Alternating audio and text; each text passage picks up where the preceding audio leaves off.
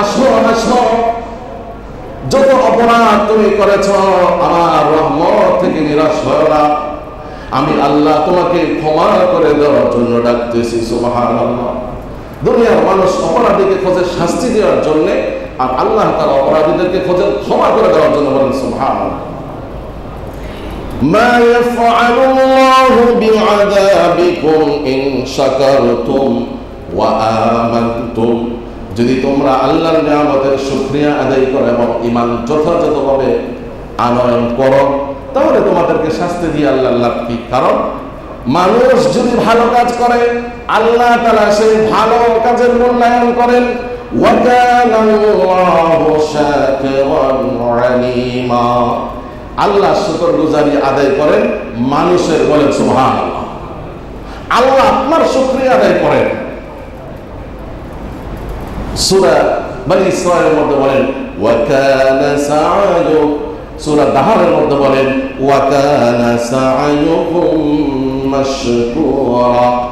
এই যে আগে আগে মসজিদে আসছেন, এটার মূল্যায়ন হবে, আল্লাহ এটার বিনিময় দিবেন। সম্মানিত ভাইয়েরা, আসুন সূরা হজের যে আয়াত নিয়ে আমি কথা বলতেছিলাম, যেখানে আল্লাহ তাআলা তুলে ধরেছেন যে কিছু মানুষ আছে অপেক্ষায় থাকে, তারা কর্নারে বসবাস করে। কিসের কর্নারে? ইসলামের কর্নারে। তারা ইসলামের এক পাশে থেকে অপেক্ষায় থাকে যে আমার ডিমান্ড যদি পুরা হয় তাহলে আমি আল্লাহর সাথে আছি, আর যদি আমার ডিমান্ড পুরা না হয় তাহলে আমি আল্লাহর সাথে নাই। তো আল্লাহর সাথে না থাকলে আল্লাহর ক্ষতি না আমার ক্ষতি? আমার ক্ষতি। আল্লাহ তাআলা বলেন যাদের এরকম টেন্ডেন্সি, যাদের এরকম মনোভাব, আল্লাহ তাআলা বলেন খাসিরাত দুনিয়া ওয়াল আখিরাহ, এদের দুনিয়াও বরবাদ, দুনিয়াও শেষ, আখিরাতও শেষ। যালিকা হুয়াল খুসরানুল মুবিন, আর যেই সমস্ত লোকদের দুনিয়াও শেষ আখিরাতও শেষ, এটা হলো সবচাইতে বড় ক্ষতিগ্রস্ত হওয়া। খুসর তিন ভাবে ব্যবহার হয়েছে কোরআনে। সূরা আসরের মধ্যে বলছেন ইন্নাল ইনসানা লাফি খুসর, মানুষ ক্ষতির মধ্যে আছে। আর এই আয়াতে এক জায়গায় বলছেন খাসিরা, মানুষ ক্ষতিগ্রস্ত হয়ে গেছে। এরপরে বলছেন খুসরানুল মুবিন, সবচাইতে বড় ক্ষতিগ্রস্ত হওয়া হলো যারা দুনিয়া তো হারাইল, যারা দুনিয়াও হারাইল, আখিরাতও হারাইল। সম্মানিত ভাইয়েরা, আসুন এবার আমরা আরো কিছু পয়েন্ট নিয়ে আলোচনা করছি যে আল্লাহ তাআলা মানুষকে কেন পরীক্ষা করে। প্রথমত, মানুষ যে গুনাহ করে এই গুনাহগুলো মাফ করার জন্য আল্লাহ তাআলা মানুষকে বিভিন্নভাবে বালা মুসিবতে গ্রেফতার করেন। তাহলে বালা মুসিবতে গ্রেফতার হওয়া এটা তো এই দৃষ্টিতে ভালো, কারণ আমি গুনাহ করেছি, আল্লাহ তাআলা আমাকে শাস্তি দিচ্ছেন যাতে করে আমি আবার ফিরে আসি। আল্লাহ তাআলা বলেন ওয়ামা আসাবাকুম মিন মুসিবাতিন ফাবিমা কাসাবাত আইদিকুম ওয়া ইয়াফু আন কাসীর। সূরা শুরা এর 30 নম্বর আয়াত 25 পারায় আল্লাহ তাআলা বলেন তোমাদের যত বালা মুসিবত আসে এগুলো তোমাদের হাতেরই কর্ম, তোমাদের নিজেদের কামাই, তোমাদের উপার্জন, অর্থাৎ গুনাহ। তবে যেই পরিমাণ গুনাহ তোমরা করো সেই পরিমাণ যদি আল্লাহ শাস্তি দেন তাহলে কেউ টিকে থাকতে পারবে না, বরং আল্লাহ তাআলা সামান্য শাস্তি দেন আর বেশিরভাগ মাফ করে দেন। বলেন সুবহানাল্লাহ। ওয়া ইয়াফু আন কাসীর। সূরা আস-সাজদার মধ্যে আলিফ লাম সাজদার মধ্যে বলেন ওয়ালা নুযিকান্নাহুম মিনাল আযাবিল আদনা দুনাল আযাবিল আকবার। বড় শাস্তি দেওয়ার আগে ছোটখাটো শাস্তির স্যাম্পল আমি দেখাই, কি জন্য? যাতে করে এতটুকুতে যেন মানুষ সচেতন হয়, সচেতন হয়ে যেন তারা আমি আল্লাহর কাছে ফিরে আসতে পারে। লাআল্লাহুম ইয়ারজিউন। তো অন্য আয়াত আল্লাহ তাআলা বলেন সূরা আর-রুমের 41 নম্বর আয়াত যাহারাল ফাসাদু ফিল বাররি ওয়াল বাহরি বিমা কাসাবাত আইদিন নাস। এই পৃথিবীতে জলে এবং স্থলে যত বিপর্যয় দেখা যায় সবগুলো মানুষেরই হাতের ফলাফল, কৃতকর্মের ফলাফল। তো এই শাস্তি আল্লাহ কেন দেন? লিয়ুযীকাহুম বা'দাল্লাযী আমিলু, তারা যা করেছে, যত অপরাধ করেছে তার সামান্য বাদ কিছু সামথিং, এটার শাস্তি আমি দিই। কেন? লাআল্লাহুম ইয়ারজিউন, যেন তারা ফিরে আসে, তাওবা করে। এবার আসো, এই উত্তরা ট্র্যাজেডি। আমরা যেহেতু মুমিন, আমাদের প্রথম ঈমান যে এটা এই সময়ে হওয়ার ছিল, আল্লাহর হুকুমেই হয়েছে। হাদিসে আল্লাহ রাসূল বলেন, যখন তোমার কাছে কোনো কিছু আসে নাই তখন তুমি নিশ্চিত থাকো যে এটা আসার কথা ছিল না। আর যদি কোনো কিছু চলে আসে বিপদ আপদ, এটাও তুমি নিশ্চিত থাকো যে এটা ঠেকানোর মতো কোনো শক্তি নেই আল্লাহ ছাড়া। সুবহানাল্লাহ, এটা হবে ইমানদারের বিশ্বাস। এবার সূরা রুমের 41 নম্বর আয়াতে যে বলছে যে মানুষের হাতের কর্ম, এখন আমরা যদি দেখি এখানে যদি আমাদের কি হাতের কর্ম, বিভিন্ন রিপোর্ট, বিভিন্ন গবেষকদের গবেষণা আপনারা দেখেছেন, অনেকগুলো অসুবিধা হয়েছে, অনেকগুলো গাফলতি ছিল।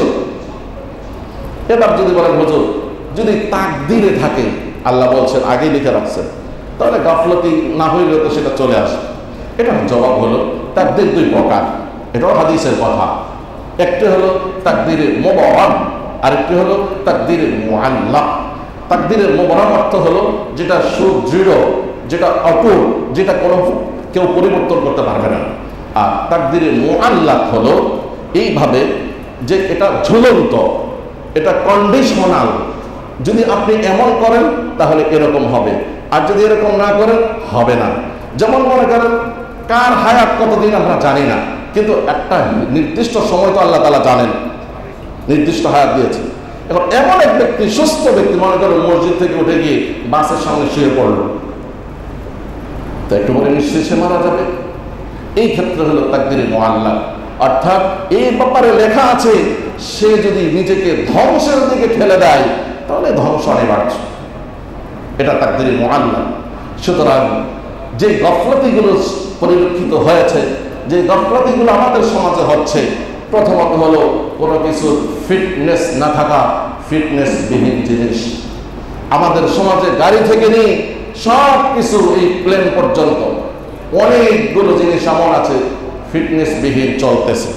ব্যাপার মিডিয়া প্রকাশ করছে, দায়িত্বশীল যারা ছিল হাজার হাজার কোটি টাকা আত্মসাৎ তারা করেছে, এগুলোর সংস্কার করেনি। এগুলো মানুষের গুনাহ। গুনাহ শুধু আল্লাহর সাথে নাফরমানি করা নয়, গুনাহ শুধু নামাজ ত্যাগ করা নয়, গুনাহ শুধু যাকাত পরিহার করা নয়, গুনাহ জনগণের সম্পদ লুণ্ঠন করা, এটাও মারাত্মক গুনাহ। বরং হকুকুল্লাহ, আল্লাহর হক নষ্ট করলে তো তওবা করলেই সাথে সাথে আল্লাহ মাফ করে দেন। কিন্তু 18-20 কোটি মানুষের সম্পদ যদি কেউ লুণ্ঠন করে, আত্মসাৎ করে, সেটা 100 কোটি বার তওবা করলেও আল্লাহ মাফ করবেন না। সেটা জনগণের সম্পদ জনগণের কাছে পৌঁছাইতে হবে, তারপরে মাফ চাইলে আল্লাহ মাফ করবেন। যতক্ষণ মানুষ মাফ করবে তখন আল্লাহ মাফ করবেন। এগুলো হলো আইনের নাস, মানুষের কৃতকর্মের ফলাফল। তো আমরা বলবো যারা যে যে দায়িত্বে আছে, দায়িত্বগুলো যেন যথাযথ আদায় করে। এই ট্র্যাজেডির মতো ট্র্যাজেডি যেন এই বাংলাদেশে তার পুনরাবৃত্তি যেন না হয়। এজন্য সংশ্লিষ্ট দায়িত্বশীল যারা আছেন তাদের কাছে আমাদের আবেদন, আপনারা এগুলো পুঙ্খানুপুঙ্খভাবে দেখে শুধরিয়ে নেন। এরকম কোমলমতি কলেজার টুকরা সন্তানগুলো এইরকম প্রাণ বিসর্জন আমরা আর চাই না। আমরা আমাদের সমাজে দেশে প্রায় সময় দেখি এরকম। গতকালকেও একটি বিমান যান্ত্রিক ত্রুটির কারণে 287 জন যাত্রী নিয়ে ঢাকার উদ্দেশ্যে চিটাগং থেকে ছেড়ে দেওয়া বিমান আবার রিটার্ন করছে, অর্থাৎ ঢাকাতে না এসে শাহ আমারাতে আবার ল্যান্ড করছে যান্ত্রিক ত্রুটির কারণে। তো এই বিষয়গুলো ভালো করে দেখতে হবে। আমাদের প্রাথমিক চেষ্টা ঠিক মতো চালাইতে হবে যতটুকু আমার শক্তিতে আছে। এরপরে ফাইজা হাযানতা ফাতাওয়াক্কাল আলাল্লাহ, আমার ফিটনেস আগে নিশ্চিত করতে হবে, তারপরে আল্লাহর উপর ভরসা করতে হবে। আর আমি ফিটনেস বিহীন গাড়ি নিয়ে, ফিটনেস বিহীন বিমান নিয়ে আমি উড্ডয়ন করলাম আল্লাহর উপরে ভরসা করে, এটা আল্লাহর উপরে ভরসা নয়, এটা আল্লাহর সাথে উপহাস করা হবে। সম্মানিত ভাইরা, তো যাই হোক, আমরা দ্বিতীয় পর্যায়ে আসতেছি যে মানুষকে আল্লাহ যে শাস্তি দেন, মানুষকে যে আল্লাহ বিপদ আপদ দেন, একটা হলো তাদের পাপ মোচন করা, গুনাহ মাফ করা। দ্বিতীয় নাম্বার হলো আল্লাহ পরীক্ষা স্বরূপ, যেটা আমি একটু আগে বিস্তারিত বলেছি। 3 নাম্বার হলো বান্দাকে আল্লাহর দিকে ফিরে আসার জন্য, যেটা বোঝা গেল লাআল্লাহুম ইয়ারজিউন, মানুষ যেন ফিরে আসে। এরপরে আল্লাহ মানুষকে শাস্তি দেন, আযাবে গ্রেফতার করেন যারা নেককার ভালো মানুষ। প্রশ্ন হতে পারে, হুজুর উনি তো 100% ভালো মানুষ আমার দৃষ্টিতে, তো ওনার কেন এই বিপদ আপদ? হযরত সাআদ রাদিয়াল্লাহু তাআলা আনহু রাসূলকে জিজ্ঞাসা করছেন, ইয়া রাসূলুল্লাহ, বিপদ আপদ যে আল্লাহর পক্ষ থেকে আসে, এটার সিস্টেম কি, কিভাবে আসে? তখন রাসূল বলেন, আশাদ্দুন নাসি বালাআন আল আমবিয়াউ থুম্মাল আমসালু ফাল আমসাল। এই পৃথিবীতে বালা মুসিবত আসার সিস্টেম হলো, সবচাইতে যিনি নৈকট্যবান, আল্লাহর কাছে দামি নবী রাসূল, তাদের উপরে বালা মুসিবত বেশি আসে। এরপরে মানুষের মধ্যে যে যতটুকু তুলনামূলক আল্লাহর মুকাররম, আল্লাহর নৈকট্য অর্জনকারী, আল্লাহর কাছে আস্থাশীল, ওই ব্যক্তির কাছে বেশি বেশি মুসিবত আসবে। কেন? আল্লাহ তার রফে দাওয়াজাত, তার মর্যাদাকে আল্লাহর কাছে বৃদ্ধি করার জন্য। সুবহানাল্লাহ। সহজেই বুঝি, একজন লোক সে বিসিএস ক্যাডার হয়েও যখন জব শুরু করে, সে কমিশনার হয়েও যখন চাকরি শুরু করে, তখন তার যে র্যাঙ্ক থাকে, কিছুদিন পরে তার অ্যাক্টিভিটিসের কারণে সে 10 বছর আগের তার কলিগদেরকে ডিঙ্গিয়ে খুব দ্রুত এগিয়ে যায় কিনা? কেন? তার অ্যাক্টিভিটিসের কারণে। এই যে বিভিন্ন মারাহেল, বিভিন্ন স্তর রাখা হয়েছে, আল্লাহর কাছেও জান্নাতের মধ্যে এরকম অনেকগুলো দরওয়াজাত, অনেকগুলো মারাহেল, অনেকগুলো স্তর আছে। এখন আল্লাহ আপনার জন্য রেখে দিয়েছেন যে আপনাকে ফার্স্ট ক্লাস জান্নাত দিবেন। এখন আপনি আর আমি শুধু ঘুমায়া সময় পাস করি। আল্লাহ তাআলা এর জন্য ওভারকাম করেন এইভাবে যে আপনাকে আমাকে শাস্তি দিয়ে নির্দিষ্ট ওই জায়গায় পৌঁছায়া দেন, যদি আমি সবর করি, ধৈর্য ধরি। এজন্য অবস্থায় সর্বদা মুমিনদের ধৈর্য ধারণ করতে হবে। তাহলে বিপদ আপদের আরেকটা কারণ হলো মুমিনদের রফে দারাজাত, মর্যাদা বৃদ্ধি করা। সম্মানিত ভাইয়েরা, বুখারী শরীফের 5645 নম্বর হাদিস, আমি আসার পরে প্রায় সময় এই হাদিসটি পড়েও থাকি। মান আরাদাল্লাহু বিহি খায়রান ইউসিবহু, আল্লাহ কারো কল্যাণ চাইলে তাকে মুসিবত দেন। বলেন সুবহানাল্লাহ। এখন এটা তো আপনি মুমিন, আপনার বিশ্বাস আছে, আপনি সওয়াব পেয়ে গেলেন, কিন্তু যে এই বিশ্বাস ধারণ করে না, সে তো অন্যরকম বক্তব্য দিবে। তারপরে অপরাধীদেরকে শাস্তি দেওয়ার জন্য, এটা আমি বলছি। তারপরে হলো আল্লাহ তাআলা মানুষকে যাচাই বাছাই করার জন্য, যে কে শুকরগুজার আর কে শুকরগুজার না, যে নিয়ামতের না শুকরি করে। সূরা দাহারের প্রথম আয়াত আল্লাহ সেটা বলেন, হাল আতা আলাল ইনসান, কি সুন্দরভাবে বলছে, হাল আতা আলাল ইনসান হিনুম মিনাদ দাহার লাম ইয়াকুন শাইআম মাযকুরা। মানুষের জীবনে কি এমন সময় আসেনি সে উল্লেখযোগ্য কোনো কিছু ছিল না? এরপরে ইন্না খালাকনাহু মিন নুতফাতিন আমশাদ, আমি একটি পিচ্ছিল পানি দিয়ে তাদেরকে সৃষ্টি করেছি। কেন? নাবতালিহি, পরীক্ষা করার জন্য। তারপরে আমি তার দৃষ্টি শক্তি দিয়েছি, শ্রবণ শক্তি দিয়েছি, আমি তার অনুধাবন শক্তি দিয়েছি, দেখি সে কি শুকরগুজার হয় নাকি কুফরি করে। তাহলে বোঝা গেল আল্লাহ তাআলা যাচাই বাছাই করার জন্য এই পরীক্ষাগুলো দেন। পরিশেষে একটা হাদিস শুনে সবাই খুশি হবেন, সেটা হলো যে আল্লাহ রাসূল বলেন, আজাবান লিআমরিল মুমিন, যে মুমিনের জন্য বড় আশ্চর্যজনক কথা। কি সেটা? ইন আমারাহু কুল্লুহু খাইর, যে ইন্না আমরাহু কুল্লুহু খাইর, মুমিনের প্রত্যেকটা জিনিসই কল্যাণকর। কি? ওয়ালাইসা যালিকা লিআহাদিন ইল্লাল মুমিন, আর এই জিনিসটা মুমিন ছাড়া কারো ব্যাপারে হয় না। ইন আসাবাতহু সাররা শাকারা, তার কাছে যখন কোনো তার পছন্দের জিনিস আসে সে শুকরিয়া আদায় করে, বলে আলহামদুলিল্লাহ, ফাকানা খায়রুল লাহু, অতএব এটাও তার জন্য কল্যাণ হয়ে গেল। ওয়াইন আসাবাতহু দররা, আর যদি তার কাছে কোনো মুসিবত আসে সবারা, তখন সে ধৈর্য ধারণ করে, বলে ইন্না লিল্লাহি ওয়া ইন্না ইলাইহি রাজিউন, ফাকানা খায়রান, এটাও তার জন্য উত্তম হয়ে গেল। মুসলিম শরীফের 2999 নম্বর হাদিস। তাহলে বোঝা গেল মুমিনের বিষয়টা এক অদ্ভুত বিষয়, এক আশ্চর্যজনক বিষয়, যে তার পছন্দের জিনিস সে পেয়ে গেল, এটাও তার জন্য কল্যাণ। তার অপছন্দের জিনিস তার কাছে চলে আসলে সে সবর করে, এটাও তার জন্য কল্যাণ। তো সম্মানিত ভাইয়েরা, আসর এই উত্তরা ট্র্যাজেডি আমাদেরকে কি মেসেজ দিয়ে যায়? আরেকটি হাদিস বলতেছি, হাদিসে রাসূল সাল্লাল্লাহু আলাইহি ওয়াসাল্লাম বলেন, যে কোনো মা বাবার 3জন সন্তান নাবালেগ অবস্থায় মারা যাবে, ওই লোক সরাসরি জান্নাতে চলে যাবে। বলেন সুবহানাল্লাহ। সাহাবী প্রশ্ন করেন, ইয়া রাসূলুল্লাহ, কারো যদি 2জন? বললেন, কারো যদি 2জন সন্তান নাবালেগ অবস্থায় মারা যায়, সেই লোকটিও জান্নাতি হবে। বলেন সুবহানাল্লাহ। অন্য হাদিসে আসছে, আল্লাহ রাসূল সাল্লাল্লাহু আলাইহি ওয়াসাল্লাম বলেন, মুমিনদের, মুসলিমদের অপ্রাপ্তবয়স্ক সন্তানেরা যারা মারা যায়, এরা জান্নাতে পাখি হয়ে উড্ডয়ন করবে আর অপেক্ষা করবে কখন তার মা বাবা আসবে। তারা তাদের মা বাবার কাপড় ধরে টান দিয়ে জান্নাতে নিয়ে যাবে। সুবহানাল্লাহ। কেউ প্রশ্ন করতে পারেন, হুজুর জান্নাতে অত হাসরের ময়দানে মানুষের কাপড় থাকবে না, ধরবে কোথা থেকে? অন্য হাদিসে আসছে, হাসরের ময়দানে প্রথমত থাকবে না, এরপর আল্লাহ তাআলা সম্মানী কাপড় পরাবেন, আর এই কাপড় ইব্রাহিম আলাইহিস সালামকে পরাবেন। এইভাবে প্রত্যেক জান্নাতি কাপড় পরবে।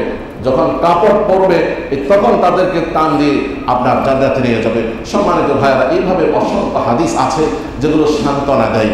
তাই আসুন আমরা আমাদের ভাই, আমাদের আত্মীয় স্বজন, আমাদের পাড়া প্রতিবেশী যাদের সন্তান এইভাবে নির্মমভাবে শহীদ হয়েছেন, আমরা তাদেরকে বুঝাইতে পারবো না। আল্লাহর কাছে দোয়া করব, আল্লাহ তাআলা যেন তাদেরকে ধৈর্য ধারণের তৌফিক দেন এবং নেআমাল বদল, উত্তম পুরস্কার যেন আল্লাহ তাআলা তাদেরকে দান করে। আলহামদুলিল্লাহ, আমাদের মসজিদে আমরা বিভিন্নভাবে দোয়া করেছি। আজকে আসরের নামাজের পরে আমাদের ওয়েলফেয়ার সোসাইটি কল্যাণ সমিতির অফিস কক্ষে, কল্যাণ সমিতির অফিসে এখানে দোয়া করা হবে। আমাদের যিনি কল্যাণ সমিতির বর্তমানে যে প্রশাসক আছেন তিনি এবং যে সহায়ক কমিটি আছে সবাই উপস্থিত থাকবেন। তাদের পক্ষ থেকে দাওয়াত দেওয়া হয়েছে সকল মুসলিম ভাইদেরকে আজকে বাদ আসর আমাদের কল্যাণ সমিতির অফিসে এই উত্তরা ট্র্যাজেডি আমাদের যে সমস্ত সন্তানরা শহীদ হয়েছে তাদের আত্মার মাগফিরাতের জন্য এবং যারা হতাহত হয়েছে তাদের সুস্থতার জন্য বিশেষ দোয়ার আয়োজন করা হয়েছে। আমরা সেই দোয়ায় শরীক থাকবো। আর সর্বোপরি যেটাই আমার সামনে আসবে, হ্যাঁ, বিপদ হলে সবর করব আর পুরস্কার হলে শুকরিয়া আদায় করব। এটাই হবে মুমিনের বৈশিষ্ট্য। আল্লাহ তাআলা আমাদের প্রত্যেককে এইভাবে আমল করার তৌফিক দান করেন। আমিন। ওয়া আখিরু দাওয়ানা আলহামদুলিল্লাহি রাব্বিল আলামিন। যারা সুন্নাত আদায় করেননি সুন্নাত